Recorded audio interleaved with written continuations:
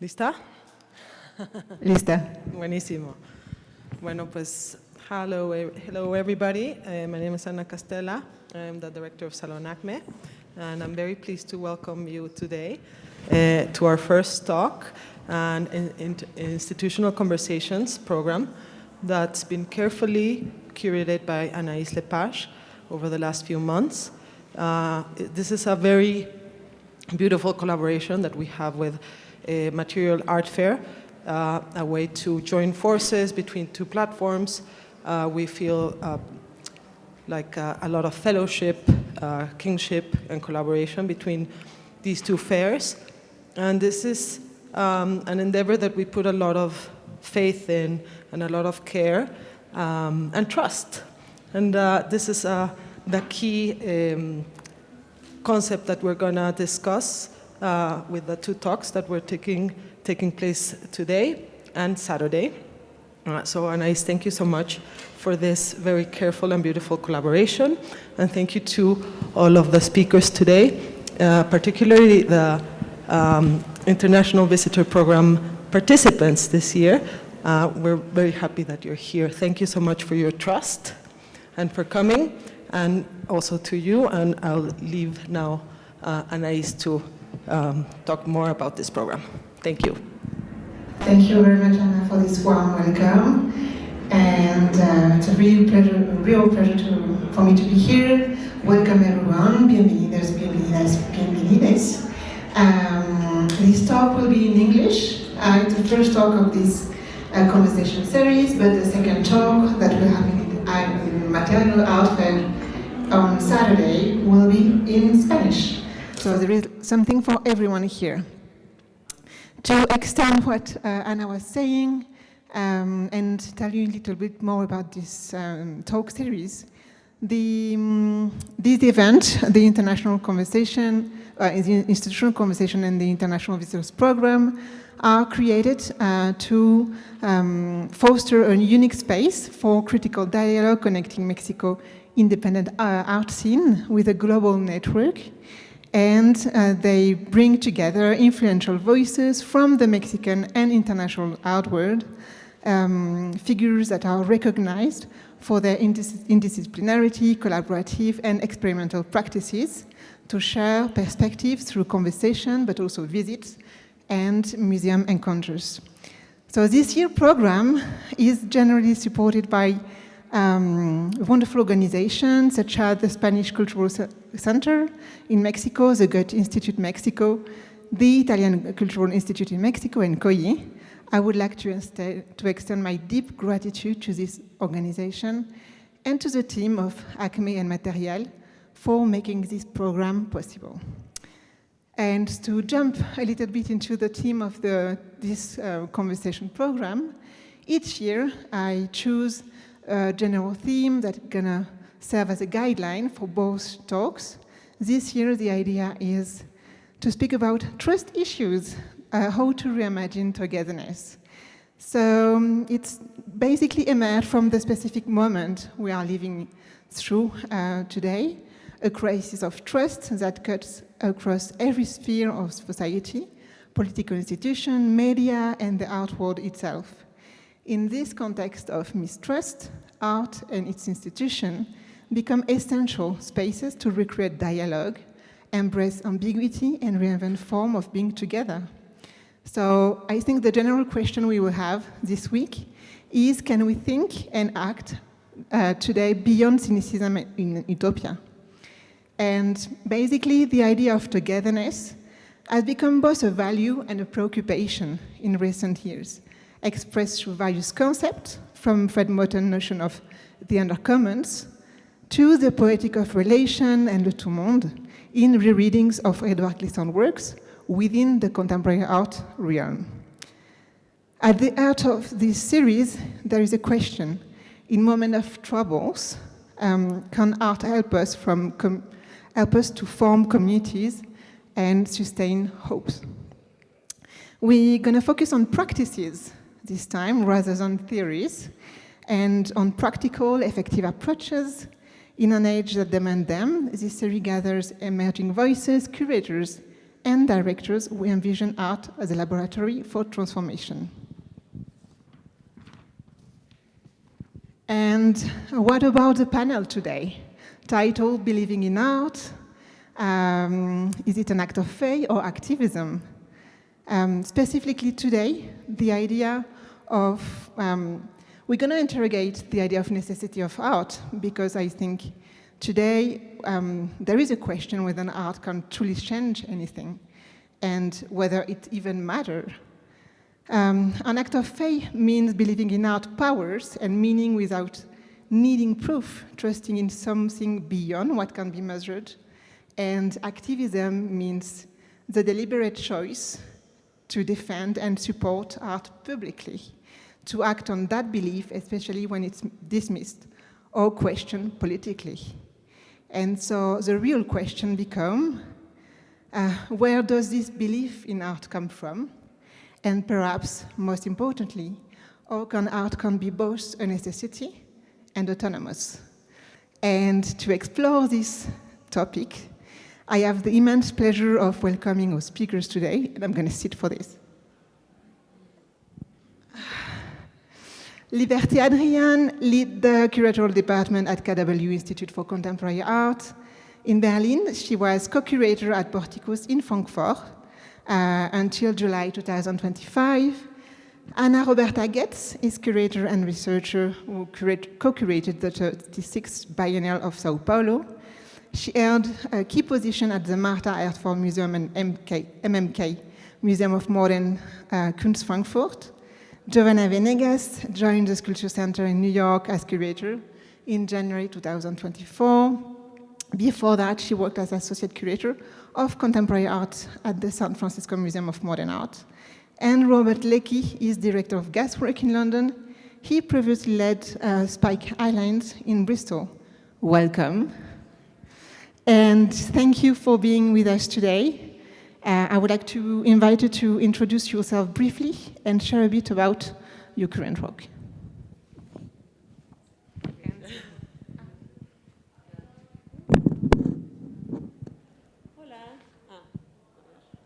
¿Sí? ¿Me escuchan? Hola a todos, todes. I'm very, very happy to be in Mexico. My name is Jovanna, and I am from Tijuana, so I have a very kind of deep, deep connection to Mexico. But over the last 10 years, I've been working in institutions in the US primarily. For 6 years, I was at SFMA, like Anais said, and primarily focused there on commissioning work by artists, by living artists, and bringing in at that time over 200 works into the collection for SFMA, by a lot of them from the commissions that we did. And at Sculpture Center, it's a very different type of institution that we have. We do not have a collection. We have been around for almost 100 years. It'll turn, well, we're having our centennial in 2028 that we're working towards right now. So it's a deep kind of history in New York and New York museums. Also at Sculpture Center, we primarily, all we do is focus on commissioning work by artists at various scales.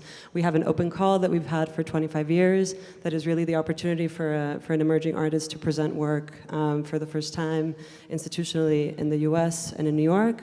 And at the two kind of spaces, the ground floor space and the lower space that we have, at different scales too, we really try to introduce, kind of bring in an artist for the first time to have a significant representation in New York. So that's a bit of the background on the institution and myself. Hi, I'm Robert Leckie. I'm director at Gasworks, and I've been hanging out at Gasworks for a pretty long time. I was curator there from 2011 to 2018, and then, as Anais said, I ran Spike Island, which is an institution in Bristol, in the west of England, for 5 years, and I came back to Gasworks just under 2 years ago as director. And the focus of our work is in being a kind of small-scale institution based in London with strong international links. We have an international residencies program, so we bring 20 artists a year from all over the world to London. They spend 3 months with us. They have a studio, they live together in a shared house, and the idea for the residencies is very much that they're process-based. We don't expect a particular outcome. Artists receive, time, money, space, what we call the Holy Trinity, in order to support their work. And then we also have a commissioning program alongside that. So It's also international in scope. It's somewhat disconnected from the residencies program, but similarly to the Sculpture Centre, we're often trying to bring artists who haven't had a significant representation in the UK before to London and commission new work by them over a kind of 2-year period. And so that's the focus of our work. And Bristol is similar, but it's a larger scale space. So in that position, I also did a lot of larger scale survey shows by artists that are older generation or have passed, people like Donald Rodney, Percy Bad, or recently Donald Locke. So that's what I've been doing. Hi everyone, my name is Anna Roberta Goetz. As Anais said, like the last 2 years I worked with an amazing team to create the Sao Paulo Biennial that just recently ended, or like its first part, let's say, because now we're lucky to bring this exhibition not only to 10 other places in Brazil, but also to different places internationally, and one is also that perhaps we're going to talk about later, will be in Tamayo this year from November to February next year.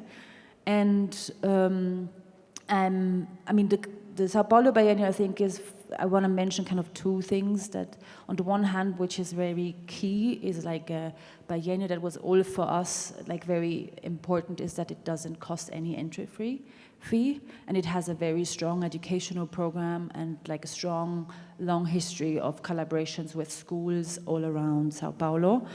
And I think that's like really a key point, also talking about the relationship of public, also like the role of art and commissioning art, I think, in society in general, perhaps also like nowadays even more so. And then I would just like mention like a project that I recently started with working, which is originally coming from France, but has different associations now, also like in Switzerland or in Germany, which is called like the New Commissioners. It's a program that is kind of, the idea is that citizens, like people from the city, can come to us and with a concern. They want to kind of commemorate someone or something, or they want to kind of strengthen community connections between different places of the city, or commemorate the history. And we develop with them like a project, kind of a brief for a project, and then invite artists to develop a project. So kind of like to change the relationship between artists and who actually commissions a work. It's not a company, it's not a government that wants like a fancy sculpture somewhere, but it's like actually kind of developed from the community. That's perhaps until now. Hello everyone, I'm Adrien. I'm French but based in Germany since more than 10 years now. Until last July I was co-creating Porticus with Carina Buckets in Frankfurt, and I just started a new position of head curator at KW Institute for Contemporary Art in Berlin. And both institutions, even though have different scale, have something in common, which I love, which is first long time work. We work over a long duration of time with artists. We also do a lot of new commission, and similarly as Sculpture Center. But it's also institutions that have in their DNA the idea to be reshaped every time you have a new team coming, which I find quite exciting, because part of my job and with director Emma Enderby is to really think, what do we want, what do we need, what do we expect from an institution today? So on one side, it's the relation artist-curator, but also the public and the audience is very at the center of our thinking. And in which city you are working, in which time, and geopolitics, etc. is of course a big part of my work, and it's a pleasure to be here, and I thank everyone for having me. Thank you to all of you. The first question I would like to ask to all of you will be the one of the necessity of art. I think art may seem like a luxury or naivete when there seems to be so many more urgent matters to address today. And I'm wondering, as art professional, but also as a collective body, why do we need to be living in art today? And what should we commit to believing in it? Who want to start? Jovanna? Well, I think that, I was kind of thinking a lot about this question, and I appreciated the many questions that you sent us, because I was, you kind of start to see in language and in certain cities the homogenization of cities, of kind of design and various perspectives, and I think that the way that we can still believe in like other realities and other possibilities and other imaginaries is through the perspective of artists. Like it's not that through the perspective of artists and through those openings of various kind of worlds, you can really start to believe in the other, and look at the others, and in that way also not just think about kind of your own reality, but the realities of others, and in that way also have those moments of kind of, imaginaries, possibilities, and also hopefully of solidarity. So I think it's incredibly important to continue to believe in artists and in the vision and in those perspectives. Yeah, I mean, I kind of agree. I think it's fundamentally a way of understanding each other and the world differently. I mean, it's not always something that you can articulate clearly, but I think that it's a really useful kind of mechanism or tool or possibility for having deeper connections with people from different places and understanding their kind of cultural history and their references. And I think this point that Jovanna makes about kind of anti-homogenization is really, really key. For me, the thing that keeps me believing in art is spending time in the company of artists from all over the world that bring very different perspectives, on a very daily basis. And so you can talk to them about their work and their practice, but you can also talk to them about their cats and their pets and their their lifestyle and like where they grew up and how that shapes how they think about what the possibility of art is and what it can be. In this context, I always bring up kind of like one artist group that was like always very key for me to understand, or kind of like is still like a very great inspiration, is like the artist placement group.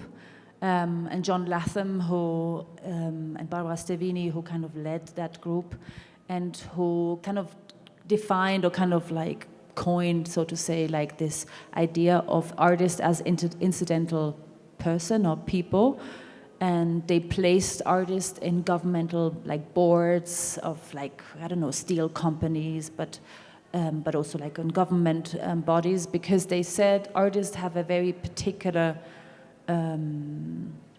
training, because they don't have a training, in the sense that our societies are so kind of organized upon like we learn to think in a certain way. Like there is the scientist who looks at like something in a particular way, and you're trained to think in this way. And I don't know, the biologist, or like the economist, and everyone is kind of like, we are all having kind of our thinking is trained. And they said artists don't have that.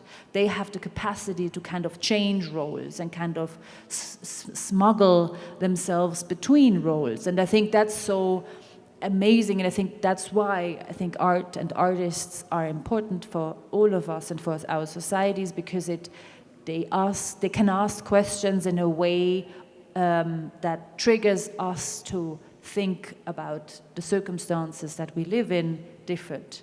And I think that's kind of like a quality that all of us, or like me, I can say, like that kind of brings me back again and again to the belief in art, and conversations with artists kind of come back to this. So I, of course, follow all my colleagues. I like to tell a story.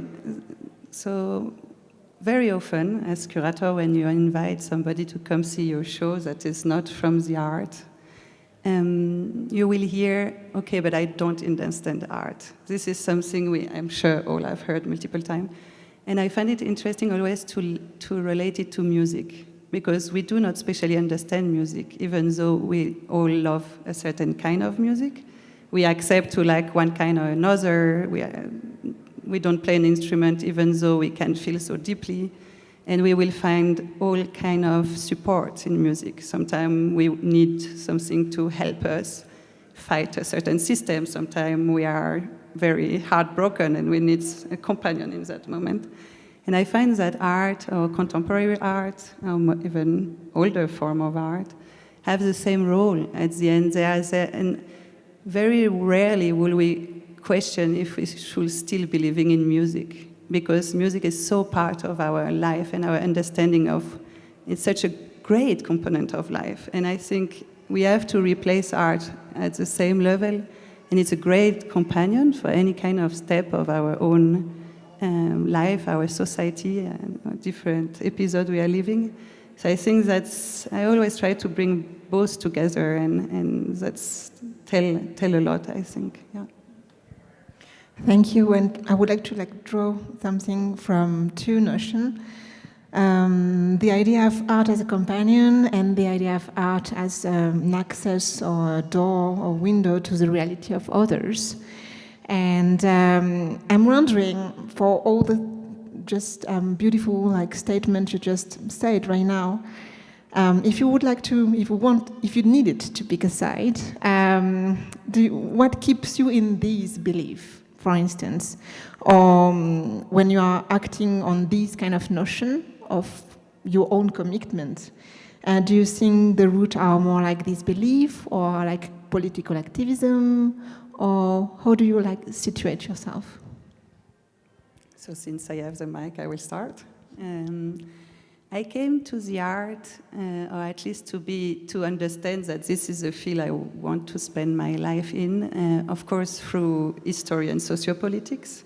And I always love to see that through art you could learn so much of the different societies that were there before us, but that it also serves as a medium to push society to different steps.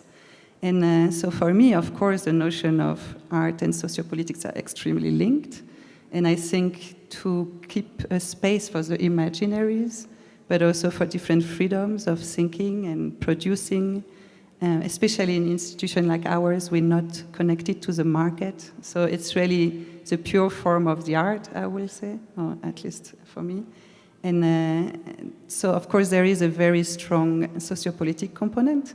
But in another way, I think our role is also to protect the art of the instrumentalization of being a sociopolitical component.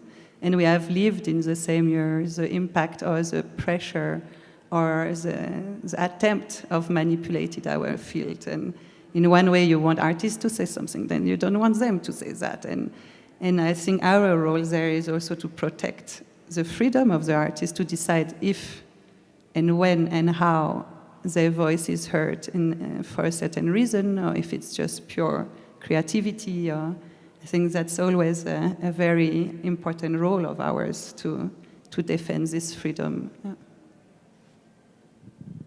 I fully agree with what you said, and I would like to kind of add perhaps that I thought a lot about those kind of two terms, and I have worked with many artists that in some biographies are called activists, and I'm always kind of struck by it because I don't think artists are activists. They can't be activists. They shouldn't be activists, I think, because on the one hand, I think activists are I don't know, Greta Thunberg is an activist. It's someone who's actively wanting to address political decisions and kind of really involve themselves. It's a different realm, that a sphere that artists and activists work with.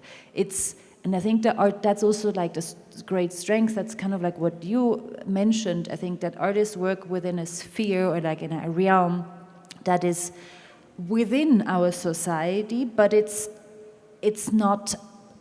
It's kind of this heterotopic space. It's within, but it's not inside. It's it's reflecting on the circumstances, on the society that they're based in, and also all artists, obviously, they speak from their very own experience of living in a certain society and context, but it's not actively engaging in real life politics. It's not government business, so to say. And I think that's also what you mentioned, and I think it's also as you said, I totally agree. It's our role also as curators and to protect that space and that freedom, and also not to give that. It's not a responsibility, but that pressure also towards artists. I think we shouldn't give that pressure to artists, and then just as a kind of also on the other side, what you the terminology of the faith. for me it's also kind of difficult because it faces for me something outer-worldly somehow. And so I disagree with both, and I see where it comes from, and I think it's important to talk about it because to distance ourselves from it. It'd be more interesting if I disagreed, but I kind of do agree. So I would just say that I think the best quote unquote political art doesn't describe itself as political, and I think that it's more nuanced than that, and that's what makes it interesting. But I also think that artists have this amazing capacity to speak truth to power and also to challenge like institution making and institution building. And I think one of the things that we have to be careful of is not always putting the pressure of doing that onto artists, as is so often the case, at least in the UK and I'm sure in other places. So yeah. I agree with all of you in that sense of kind of protecting the work, but I also do believe in that poetics of resistance, and I'm sure that we all kind of think about that. And so there are moments within, it's not always the case, it always depends on the project and the artist, but there is there are those moments where those two, kind of this idea of faith and this idea of politics come together in a way that are unexpected. And I wanted to bring just one example of one of my favorite works made over the last 15 years is a work by Hassan Khan. It's called Jewel, and it's a 5-minute video, essentially, that he made right before kind of the uprisings in the Middle East. So it's from 2010, and the uprisings happened in 2011 in Egypt, and it's this kind of scene of two men dancing with each other. It starts very slowly, and you kind of imagine that one of the men is a taxi driver, and the other man is like a blue-collar office worker. And and they both kind of start dancing to each other for 5 minutes. And it's like, what other, through nothing. It's only song, it's shabby music in the background, but what other space can like that idea of solidarity between class, between these kind of groups happen, like that. In those 5 minutes, it's all that happens. And to me, it's like those moments are also really incredible. Thank you. I would like to speak about your practice, to go a little bit deeper into what makes, at the same time, your specificity as a curator, but also what you have in common. And I would like to talk about commissions, because I think you already told us, share with us that one of the key part of your work within each of the institutions you are just operating is commissioning artwork, working on very ambitious and I would say profound and sincere solo shows. And I think also in the time this one, maybe contemporary art and commission are the most uncertain kind of practice, because it could be both as a leap of faith in the work of an artist and full of the uncertainty of the unknown and not knowing what's going to happen.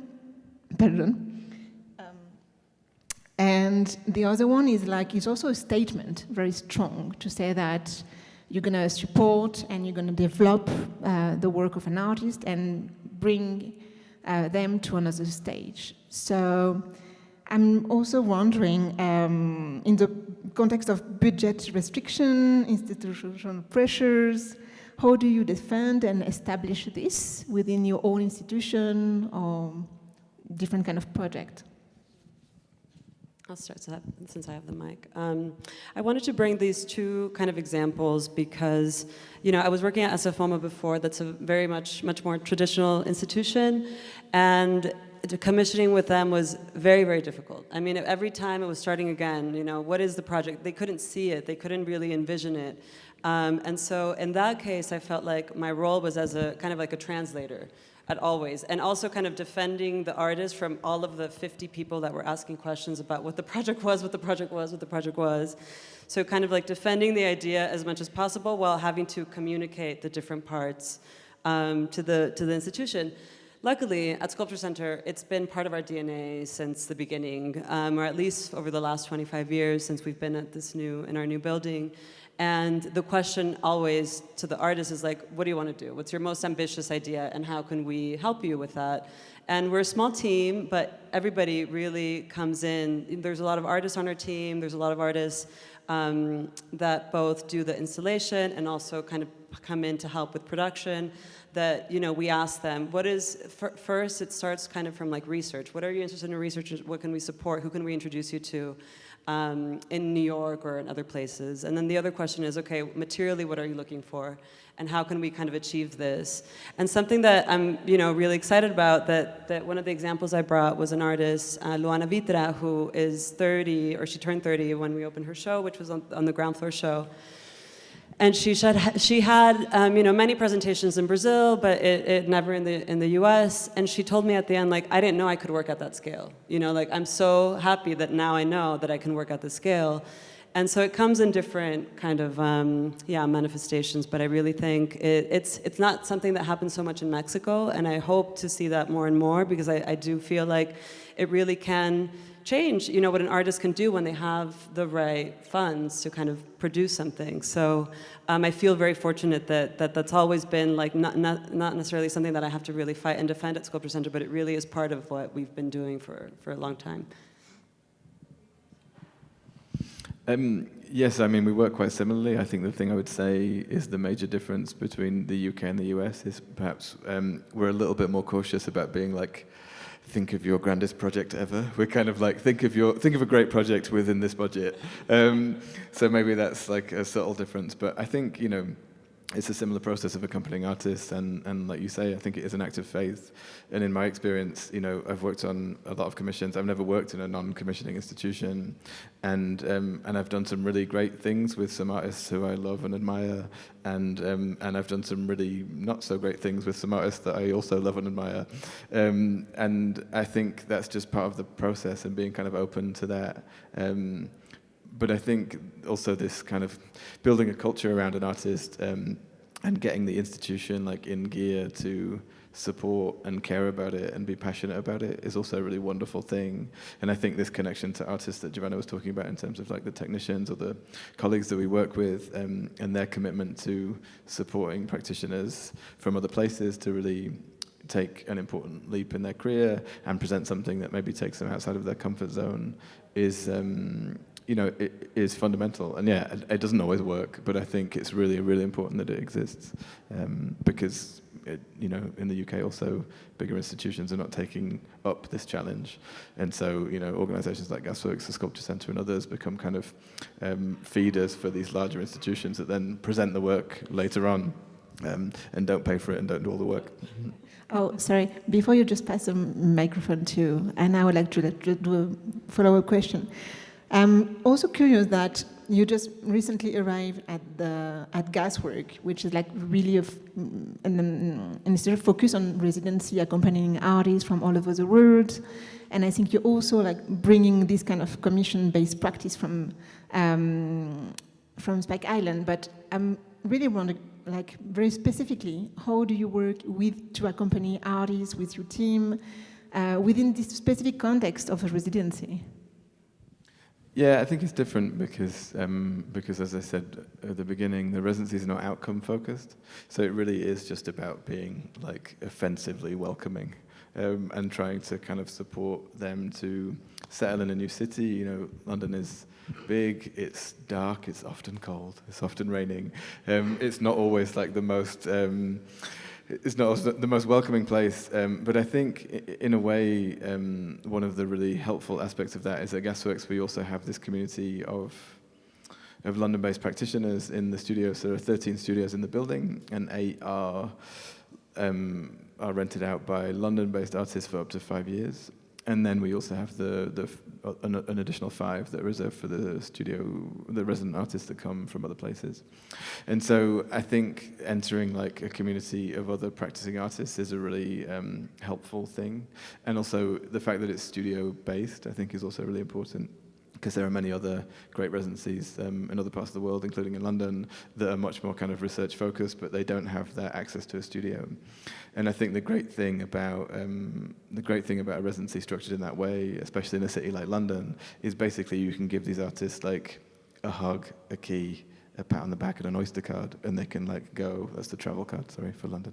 And they can go and like they can access all of these free museums. They can make their own way. Somebody somehow always knows somebody that knows somebody in London, and so I think that's probably similar to New York. And so I think it really is just about trying to be, welcoming and hospitable. So we do a lot of kind of a lot of the focus of the team, at the beginning is always around that.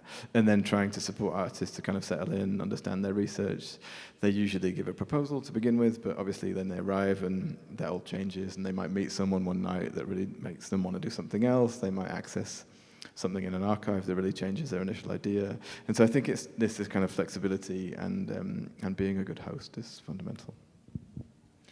And for you, Anna, I think one of the wonderful statement and of the biennial was like to produce a lot of work and to also produce a huge research about artwork. And can you just elaborate about this?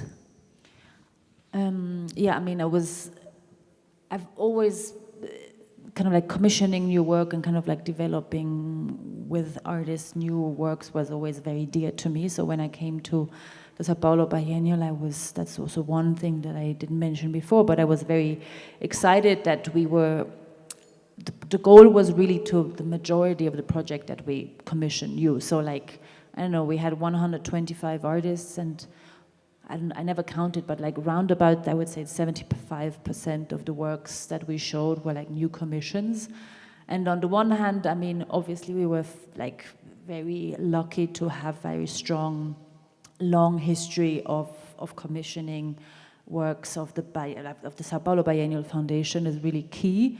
There is also a budget, which is not the case with many other biennials. I mean, the Venice Biennial doesn't have any budget for any artist, so like you're lucky if you have a good gallery somehow, or like if the curators are very good fundraisers. Otherwise, it's very difficult. But like, I mean, on the other hand, I mean, with the Sao Paulo Biennial, it is like kind of like a socket funding, so to say.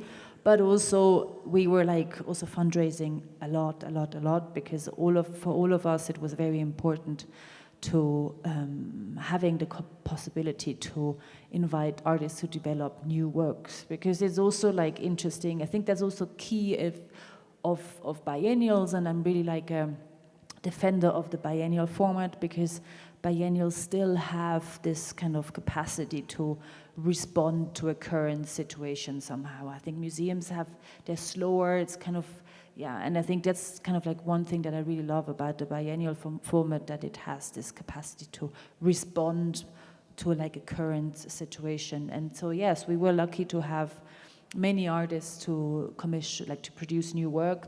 Actually, we also had we developed new collaborations with different residencies across Brazil, so we were lucky to bring in a lot of artists from different parts of the world and develop projects in Brazil, different places, local contexts. Yeah, so that was like really amazing. And also then I think it's also like one thing that was also key for us to know is like, or like we had to, as we have this support in our back, that we kind of want to pass it on to artists, especially also thinking about this many artists who don't have strong galleries or don't have any galleries, and especially like those, we want to really use this big shoulders that we have with this foundation to support them in producing new works, and that was like really like at the bottom of our heart. I get that. So to take another angle, because I once again agree with all of you, what I find fantastic is when you do a new commission, you work between 1 year and 3 years, I will say at least my scale, with artists. So you develop such a great relationship. You speak very often, you get to read many books, because I think the first step is always like, oh, do you know this book? Then I'm like, no, okay, let me read this book quickly. And you develop so nerdy knowledge, which I love. So, for example, Jimena, who had a show at Particus, worked a lot about corn. And then I read tons and tons of material about corn. And then somebody else do about AI. And you have to learn the whole AI in a very short time, because then you have to explain the project. So that's something that's amazing, is how many nerdy and niche field of knowledge you get to discover. And then I think what I really, really appreciate, I work with artists from different generations, so very emerging, first big show outside of their own country, mid-career with a project that doesn't have to follow the curve of their own work, that can be something experimental, something new, which is often something you wish for in the middle of your career, to not be too labeled as one specific kind of artist. And then I love to work with older generations, so figures that have been overlooked for different reasons or different discrimination, and that now in the 80s have their moment of freedom almost. And what is very interesting also to work with different generations, in my experience, is the temporality. So when you work with very young artists, it's very speedy, we do this and that. When you work with older, it's much slower. So you also have in your super speedy normal life to sit down and know that's an afternoon talk. And so as a curator, it's quite fantastic because it makes you discover so many different ways of working.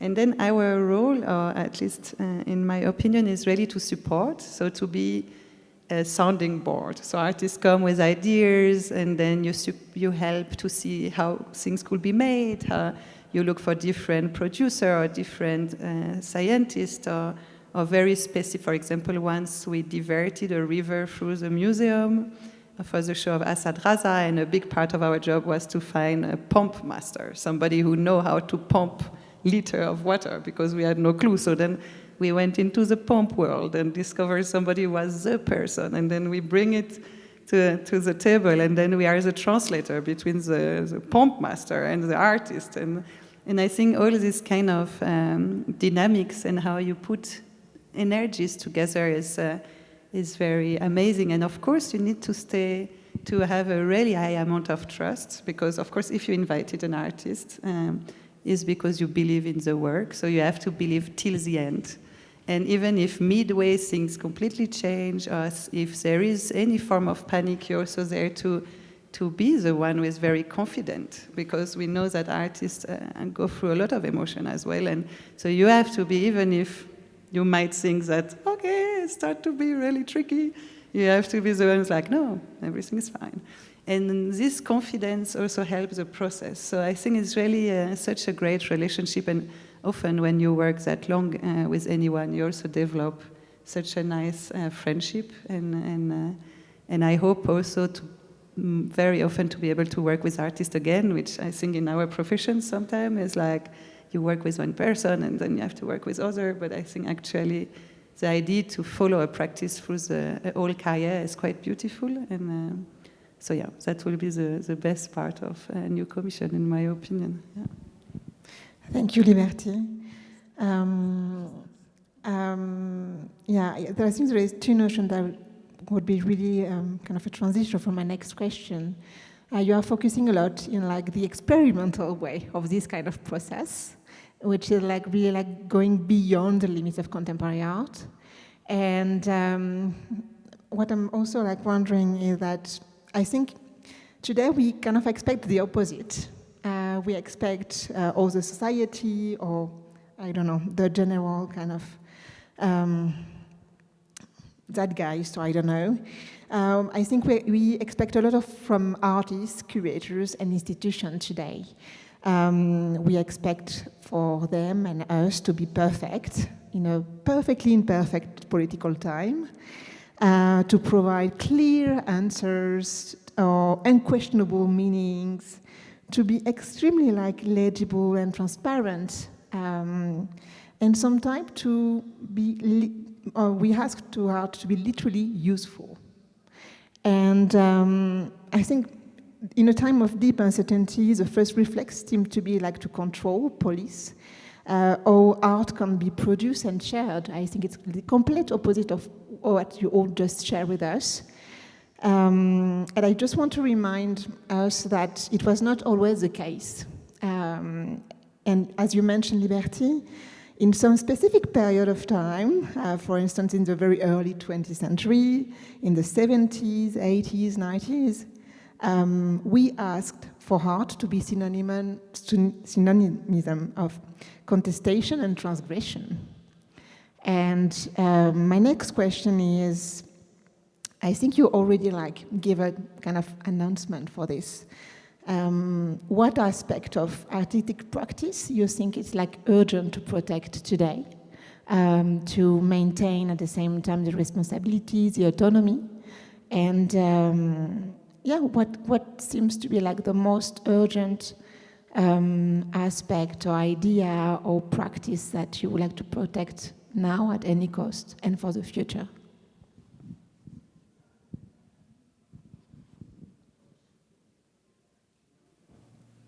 So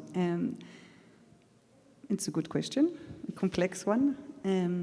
I think what is, and to jump back also from the new commission, which I thought would be interesting and could be a link, is often with new commission, for example, we also tell a lot about the sites that welcome the exhibition.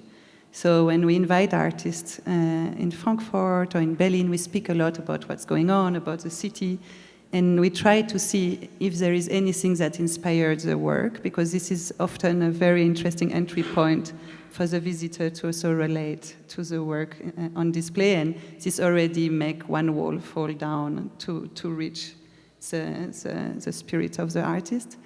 I think I will say it's important to protect the freedom of the artist to choose if they wish to be political or not. I think an artist can be, and an artist can decide to not be. An artist can be very descriptive in his work and also very refuse any kind of interpretation. And our work is to really protect this freedom. And it sounds to be very little, but in the last year, to protect this freedom has been really, really at the forefront of our work. So we were asked to explain any gesture, any statement, any post, any like on story. I mean, it went to a dimension that is completely hard to believe, but that was very our job, to stand the ground and protect this freedom. And I think there are great artists who really did amazing political work over the decade, and I think they helped many communities. And whoever love artist stories, this is something we all know and cherish.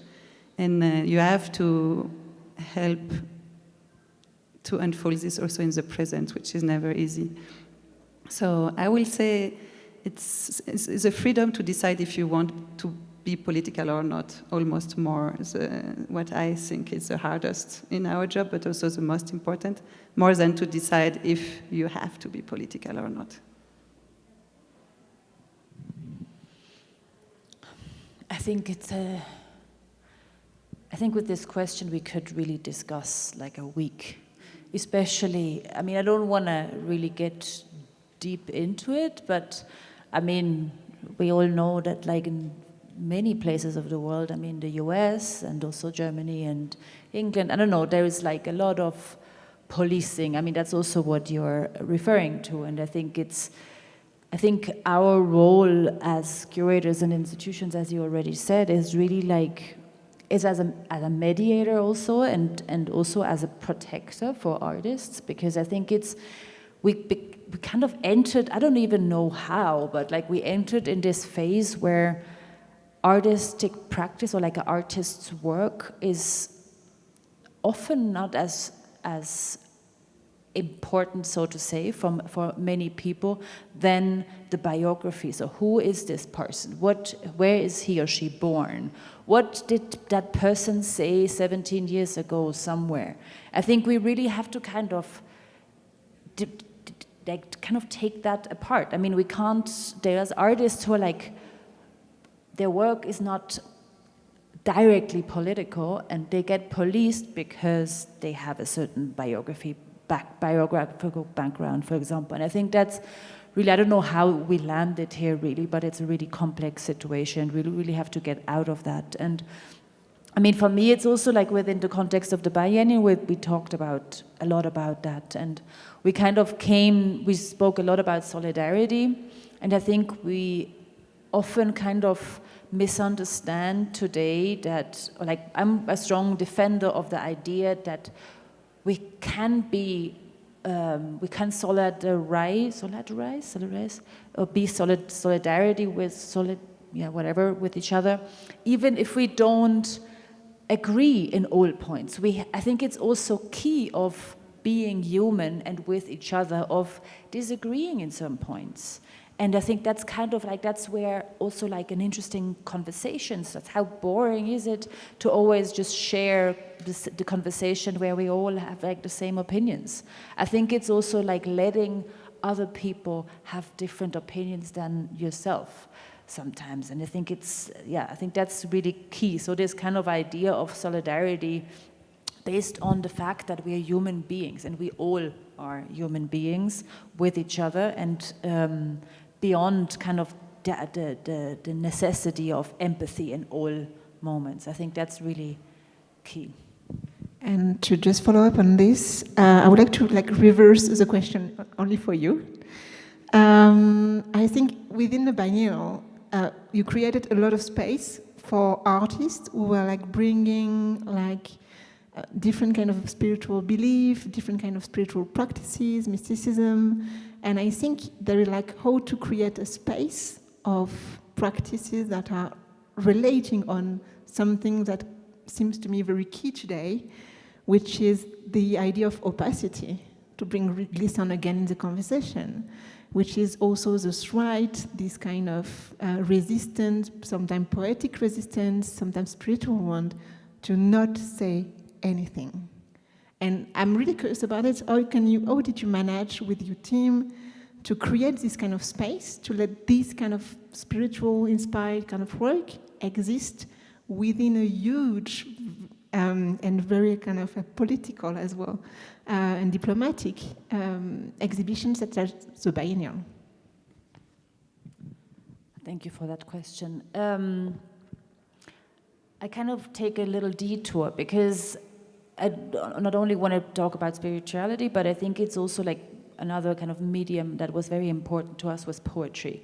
So for us, it was also important to do a biennial that is not only about what we define, perhaps, and if we think about categories as contemporary art, but we included, we kind of opened the field towards music and towards poetry, because for us it was important to kind of open up different languages that artists use. And especially poetry or music, as you also mentioned before, and for us it was important to bring in because both are languages that are that speak a language or kind of use words or use means that are kind of on a different level somehow. It's not explicit, it's not the explicitity somehow. And I think with words or poetry or music, there have been many examples in the past, or perhaps also in contemporary world, where poets or musicians can express things or criticize things without being kind of taking political structures cannot take them down because they can't really point, kind of say you actually said something that you're not allowed to say. It's kind of a certain kind of poeticality that has this kind of distance. And I think that's key. And I mean, when you speak about, we brought in this idea of spirituality, I think for us it was also important, I mean, not only having our artists from different places of the world, but also kind of coming from different cultures and connecting different times. So spirituality or tradition, also kind of reconnecting tradition to a contemporary context. And in that sense also giving space to very different belief systems, in the sense of spiritual beliefs, but also beliefs, political belief systems, to really have kind of an openness to that. And I mean, perhaps you hit kind of going towards you're heading towards Cora Kritz's work, an artist who's strongly kind of embedded in, or like lived a long time in the US, but he's coming from Thailand originally, and his work is really like strongly, he works kind of like, he develops his narratives, his visual language, his work grows out of like Southeast Asian belief systems, and kind of like thinking about ghosts and kind of like using ghosts as like metaphors for like something that haunts you, kind of like that you can't get away from. And I think he's like a wonderful example for an artist who, on the one hand, brings in like his very tradition that he comes from, that perhaps many people don't know or might not understand directly, but the way he's kind of talking about it, the way he's kind of using this language, he translates it into a contemporary context that like is very open to many interpretations and kind of readings for people who, even though you might not be so familiar with that belief system, like that's like a religious or belief system. Thank you. I feel like we've gone somewhere else now, but I would like to pull it back to this idea of perfection and legibility. Yeah. And I think it's interesting, the idea that you raise of like, do we expect institutions to be perfect? Because I can think of many, many imperfect institutions that do great work.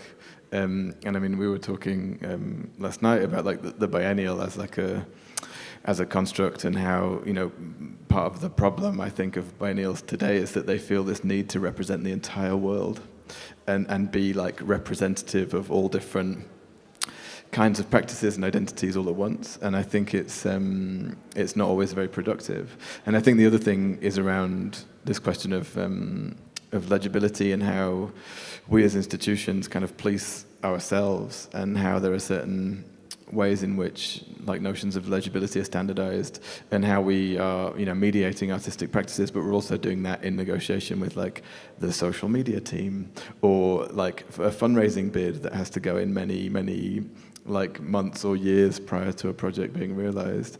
And so you're constantly having to kind of demand certain things from artists to kind of perform their ideas and pretend as if they're concrete steps in a process of commissioning, for example, when they're not necessarily always ready to do that. And I think, increasingly, like with the rise of social media, there is this real expectation that they also need to be performers.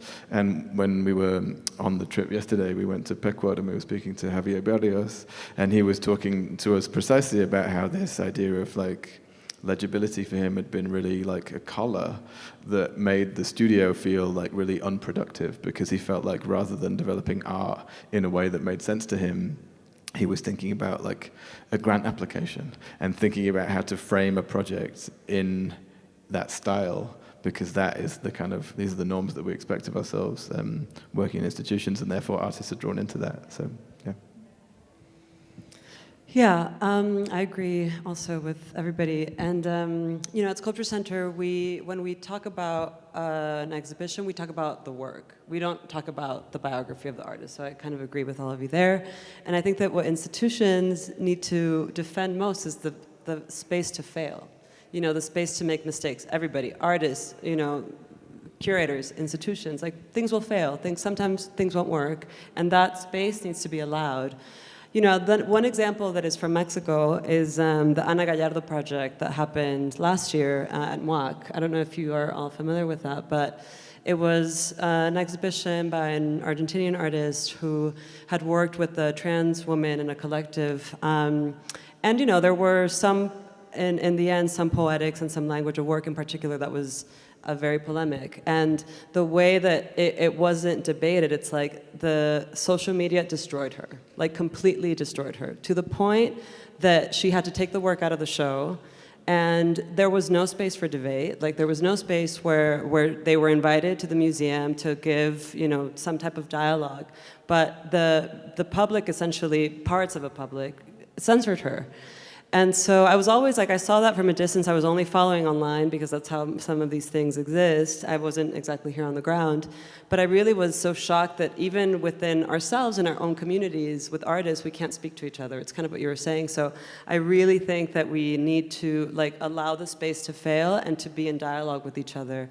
And this other example that I brought, which is very different, not so much in the political sense, but in terms of like the commission, is that, there was a commission that I worked on for a group show that I just did in the fall with an artist from Korea, with Mimi Park, that was essentially like a groundwork in which she placed like tiny pieces of paper on the ground, and the day of the opening it completely disappeared. So to me it was interesting, because to me, in a way, the work failed because the public never saw it. It was the best work that she was so happy with it. She was so she felt like it was something that she could try and see if it worked. And so I really found that's so interesting, that to me, maybe it had this other expectation, but for the artist, it was actually something that she wanted to do. So I don't know, they're very different examples, but I just think that the thing that we do need to defend is the space, not everything will work. Yeah, I love this idea of to defend art as an intent and as a right to fail, but at least to try something. And I think it's a beautiful notion.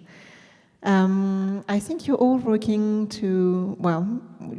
on different kind of projects right now. Some of them are just including, some show that's going to happen here in Mexico City. Some of them are just also just anticipation. Or I think one of the aspects I also like is that you're all in a period of transition. You're just starting a new position, starting to work in a new institution, or about to make another exhibition travel, and how this kind of period of transition influence your way to position yourself. And if you needed to bring one act, one gesture into the new position that you're yours right now, what would it be? And you can share, if you want to, the future project you are working on.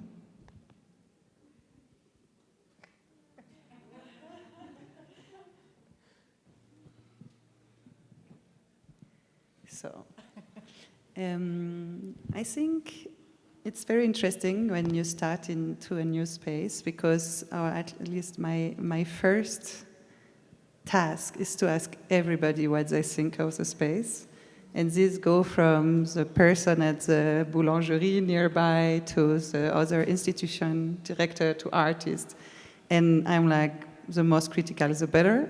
So you get a feeling of what people love in the institution, what they think is missing, and you can start to reflect on it. So what I really think that's very important, to not just arrive and plug ideas that you had or worked in another institution, because it's the site specificity and the time in which you work in an institution is extremely important in the project you unfold. So that's the first thing, ask everybody about the institution. And one thing at Porticus, so when we started, Porticus is a great institution and everybody did such a good program. But when we started, we realized at the opening that the age were very young.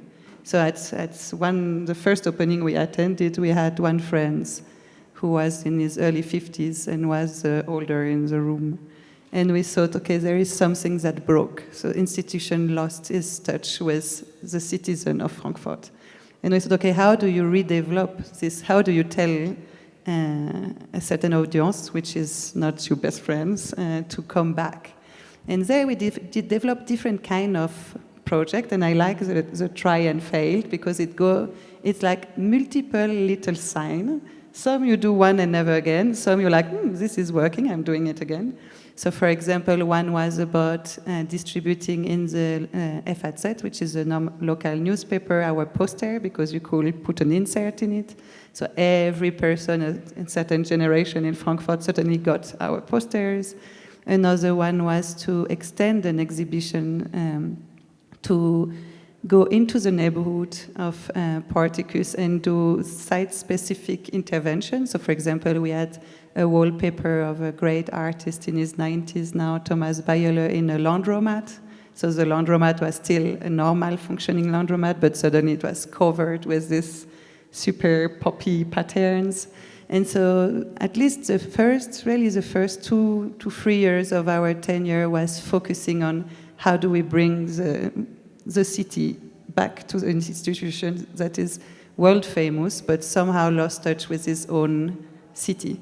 And I think that's something with KW in Berlin that I also have a lot in focus. It's quite interesting because it was never, we don't have analytics of who live in Berlin and visit and who live abroad. So that's a first step to also kind of get to know your audience better. And then to reconnect with people from the city, especially in Berlin today, which had been very scarred as a city that spent very, very dark years. So I think it's important for an institution like ours to also provide a certain, to be a good host, but not only to anybody coming from different continents, but also to the people of our own city and to the different community of our own city. So I will say that's the first part. Maybe I pass and it can always come back after. No?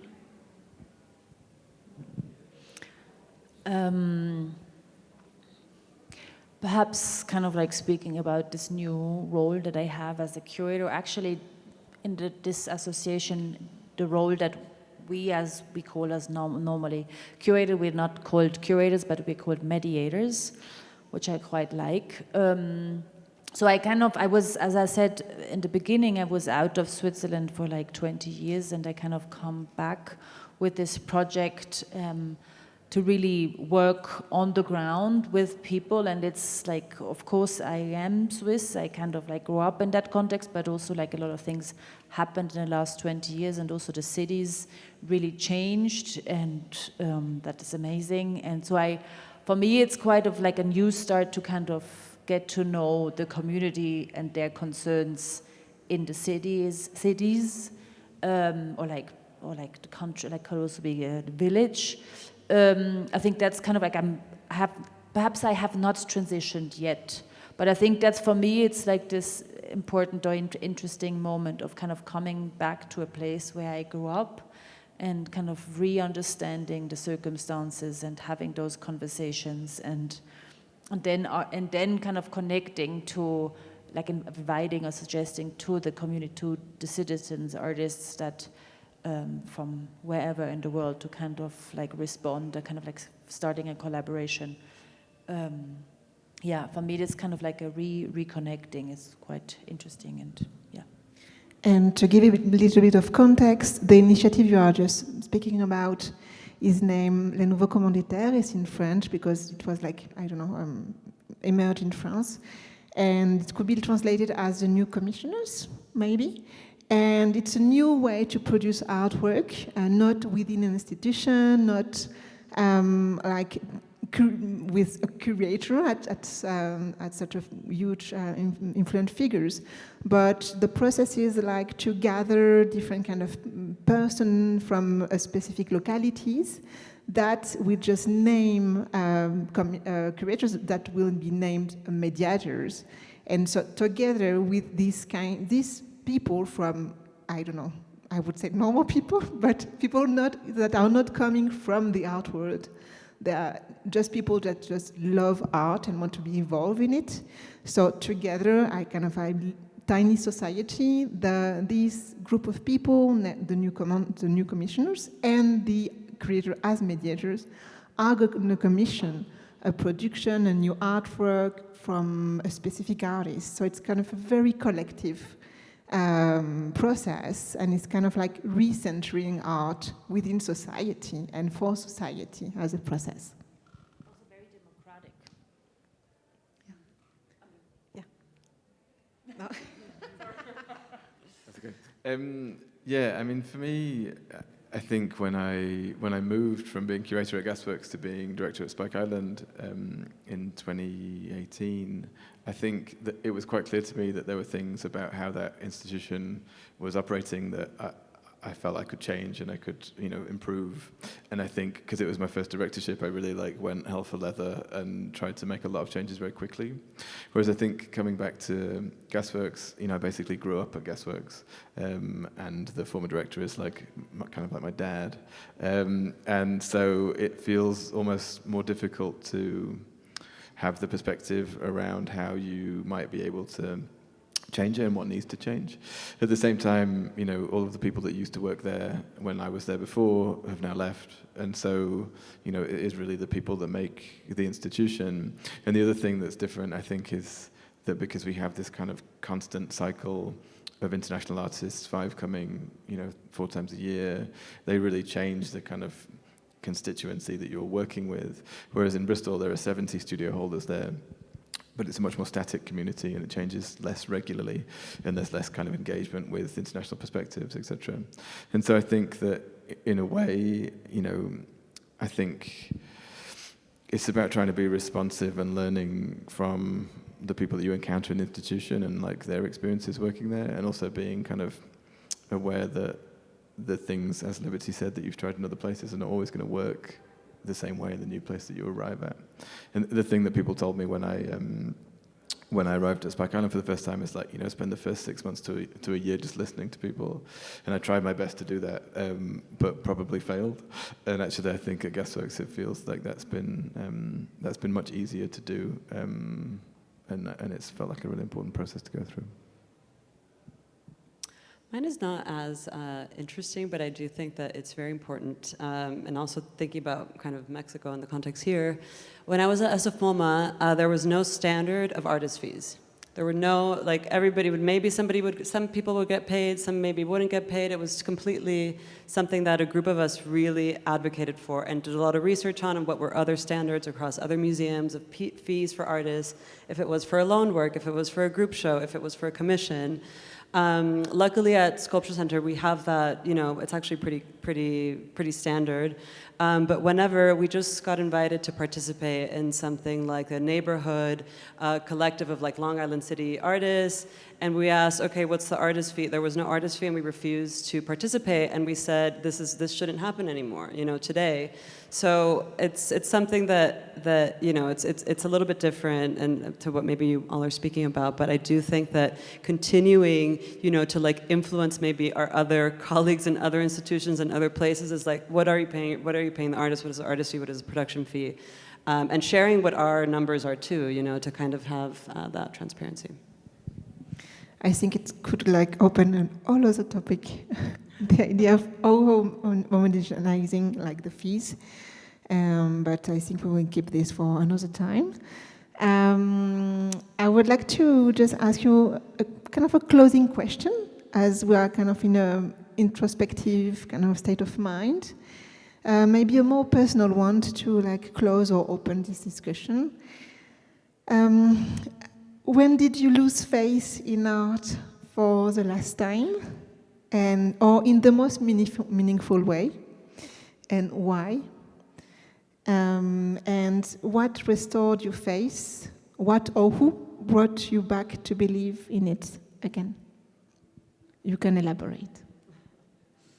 I will, when you see the inner workings of the art market, I think a lot of us lose a little bit of faith. This happened, of course, the bigger institution, where you really see a lot of things behind the scenes that you start to realize, oh wow, these 3 mega galleries are really kind of showing a lot of the artists at these 3 museums, across these museums and biennials.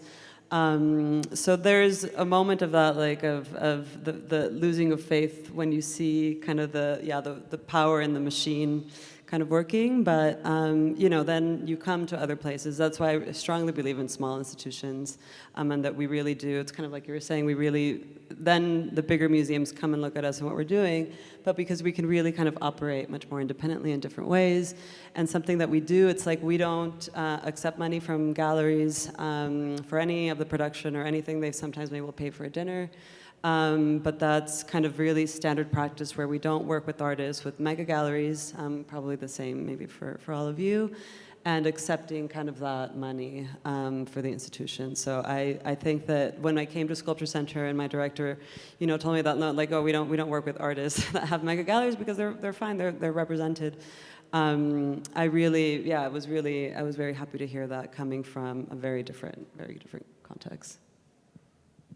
Yeah, I would say I lose faith in art about once a month, and I think there is a lot of us, I would say. But it's true. I mean, there's so much bad art. There's so much bad behavior in the field. there's atrocious politics. I mean, there are so many things to be mad at. But, you know, I would say that the thing that reaffirms my faith in art and the field more generally is like, I see great art, I read about great art, I spend time in the company of colleagues and peers who are really passionate about what they do. And that is the thing that really brings me back to it, and also spending time with artists and hearing them talk about their work and them not thinking about the kind of institutional dynamics behind what they're doing. They're just doing it, and there's something really pure and simple about that I find encouraging.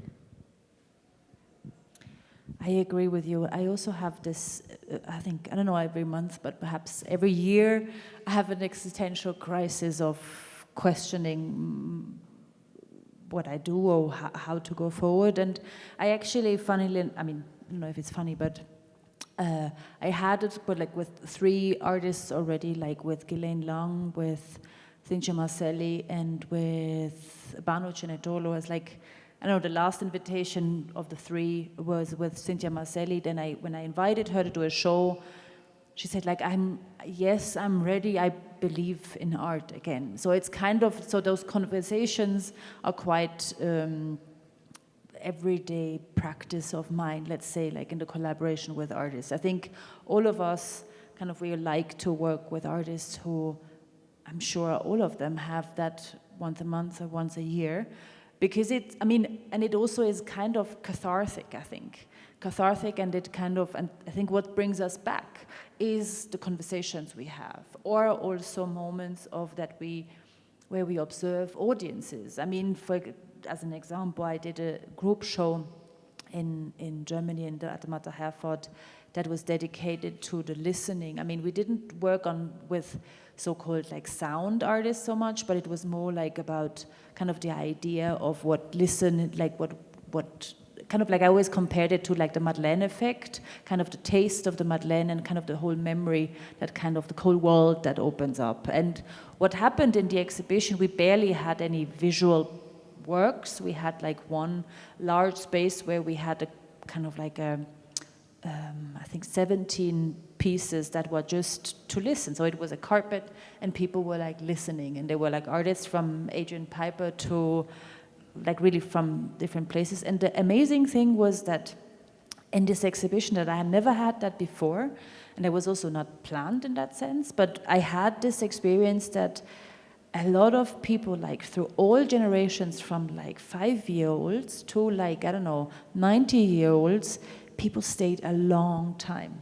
Because somehow, like, I don't know, experiencing something through the listening, I mean, not only with the ear, but with the whole body, is something that is very universal. Kind of like it allows an entry point that perhaps like the visual culture, we're so used to like, what do I understand? Do I not understand? I'm not, or like we all hear this often, I don't understand, what do I see? I can't read it. But I think through the ear, through the experience of sound, it's like somehow different. I think this exhibition was, for me, kind of, really kind of a big change, and kind of gave me back to believe in and reaching like a very broad audience that not necessarily has any knowledge or doesn't feel, I would say like the audience as such doesn't feel so knowledgeable, although they are.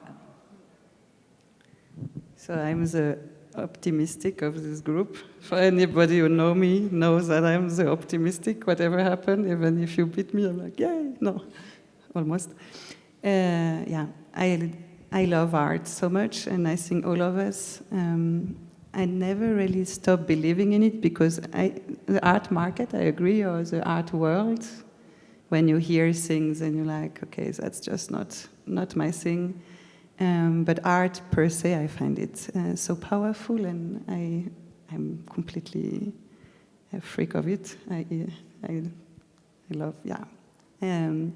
But one thing that made me realize how important is it was actually when, in the last year, when we were pressured, as I shared, and in this moment where you see also how some stand to the pressure, some bend to the pressure, and I think there I also started to lose a bit of faith in in people. I respect it, but I rewind a little bit, and then I thought, if we are so under pressure, if we are such a target of the extreme right, I think, for example, this is something from any continent we share the experience of, then you think it's because they're quite afraid of us, because you do not pressure or you do not spend so much energy after somebody or something you find completely irrelevant.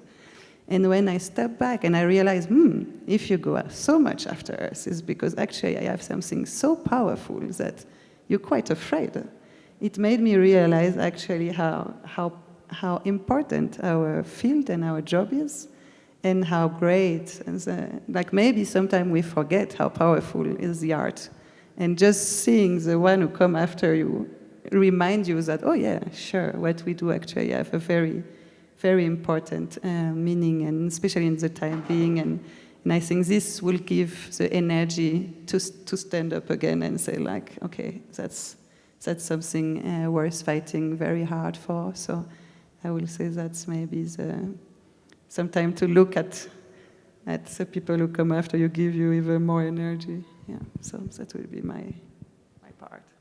Thank you, Liberty. I think these words are just wonderful as a closure of this conversation, and keep us thinking about what we can do next and how we can just use this kind of energy you are talking about to keep like big in art, acting for this. And those thank you to everyone. Or unless you want to add something, but thank you. Thank you. Perhaps some questions? Or And yeah, of course. And if someone wants to maybe bring something or just ask a question, you are very welcome.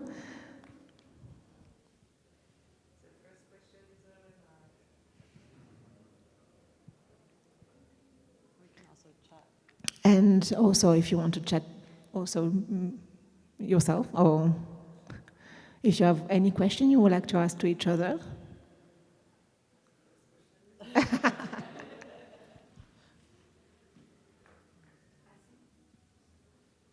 Maybe something I find quite interesting, and it's also the idea of collaboration that we didn't speak so much during this panel, but collaboration between curators, between institutions, which kind of new forms. It was also quite great to hear yesterday when we visited different spaces in Mexico City to hear that there were even a tradition of art space making the exhibition travel within an art space circle.